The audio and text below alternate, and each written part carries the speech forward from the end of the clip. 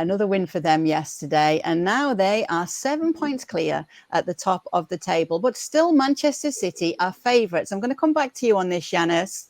Where are we standing on Arsenal as title contenders right now? I told you that they are contenders. They are contenders now. I finally, well, I think I've gotten to that a couple of weeks ago. But they can win it. We can't sit here and look at this situation. Are they favourites? We're not even halfway through the season. That's why I'm still, it's not me sitting on the fence. What I will tell you is that I will no longer look for excuses not to say that it's not possible for them to win it. It's quite possible, because we can't sit here and watch what Arsenal are doing week in and week out. This is a young team. It's got some leaders in it, and they have elite players on that team. The elite players are performing. We always wonder what may happen when Gabriel Jesus is not available. Well, we see it.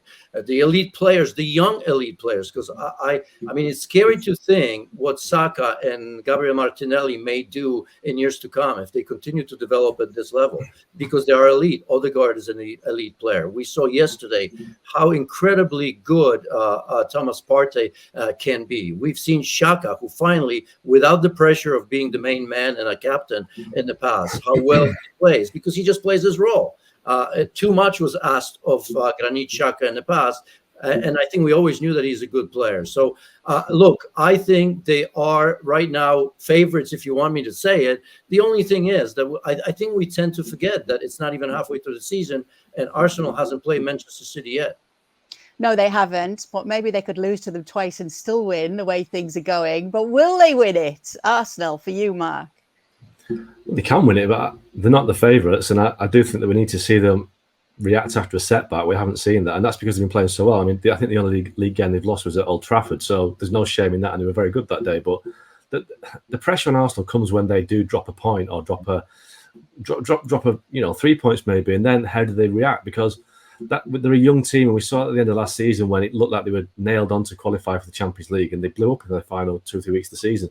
Lost at Tottenham, and that was it. It was just the heads went. So I think they're in a much better place now. They're a much better team of players, but it's still very much the same squad. So let's just see what they're like if they do have a setback. They might not. I think we're getting to the point now where, a bit like Leicester when they won it in 2016, everyone kept saying they're going to blow up, and they didn't do it. I think once you get to February, if Arsenal starts up at February, that's when you start seeing the finishing line, and then all the questions get erased. But I do think we have to see what they're like after a setback, and they haven't played City yet, as Janusz says. And I think, City are the best team, they're the best squad, and you just know that City from today or from tomorrow, they could win 19, 20 games on the bounce. They've done it before. They've got Erling Haaland scoring goals every game.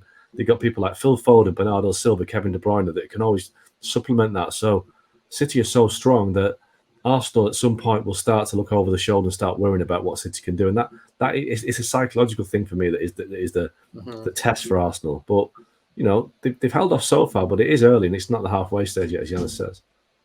Go ahead, Janusz.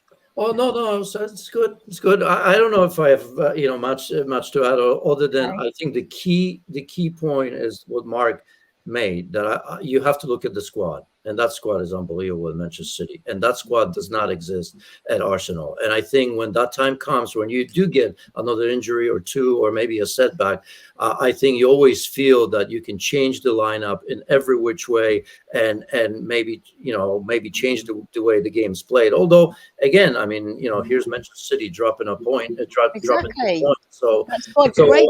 They were held by Everton yesterday. It's not insignificant. 7 points is a lot, even at this stage. And that's why, not that I've warmed up, but I recognize that with this advantage, Arsenal can run and win the league.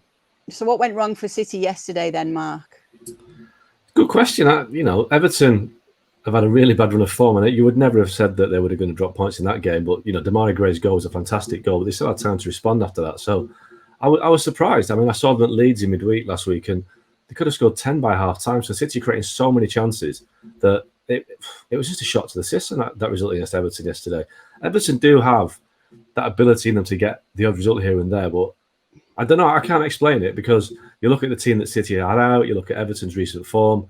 There was no way really that they could get any result out of that game, but they did. So it just shows you. I think Arsenal need to take note that on any given day, any team in the Premier League can dredge a performance from nowhere and come up with a shock. We've seen Liverpool have lost some surprising games this season, and I think Liverpool are a better team than Arsenal. So we'll see. I wouldn't take it for granted that Arsenal will coast the title. I think there are some pitfalls down the line. I think the Everton result at City yesterday just shows them that you've got to be very careful. Arsenal's next game is Newcastle at home. That is a really tough game, especially with Newcastle not winning against Leeds at the weekend. That we have to see how they react now. How can Newcastle react from a setback? So now it starts for Arsenal. They've got a tough run of games. They've got Newcastle at home. They've got Man United coming up. They've got Tottenham away. Tottenham aren't great, but it's a North London derby. They've got City coming up soon. So yeah, the next 4 to 5 weeks will tell us all about Arsenal, what they can do. Yeah. All right. Go on, Janusz. No, just quickly on City, because Pep has this ability to test the players when they're at their best sometimes, right? We often wonder. We've seen it with Gabriel Jesus. We've seen it with Bernardo Silva. I think I'm looking at this team, and I see him desperately trying to justify the 100 million plus for Jack Grealish, and I don't see it. This is not a 100 million player. We saw the previous game where statistics lie, don't they? I mean, he was horrible. Who they played before this game? He was terrible in the first half, and a couple assists to Haaland. I can't remember so many games. Yesterday he was okay, nothing special. You cannot possibly tell me that he should be starting ahead of Phil Foden unless there's something that we don't know about, because Phil Foden is by far the better player, and just in general. When we talk about Haaland and we talk about the goals, 20 or 21 goals, I mean, imagine ahead of the season if somebody told you that Haaland's coming in and is going to score 21 goals in 16, 17 games. You'd think that City would win the title by now already, right? They'd be out of sight. So I don't know. I don't want to look too much into it, but I wonder if that creates a little bit of an imbalance. The way he scores, 4, 5, 6 touches or 10 touches, and he gets a goal, and it all look great. But I wonder if this is imbalancing a team just a little bit. It's great to talk about it. You take the goals. We talk about De Bruyne almost exclusively looking at Erling Haaland all the time, whereas I think of Manchester City at their best, where everybody contributed everywhere, and I just don't see that. Now there's still enough in there to win the league, but for sure this is a different Manchester City, and it's okay. But with 21 goals in the Premier League at this stage, we shouldn't be talking about Arsenal or anybody else for that matter. Thanks so much for watching ESPN on YouTube. And for more sports highlights and analysis, be sure to download the ESPN app. And for premium content and live streaming, subscribe to ESPN Plus.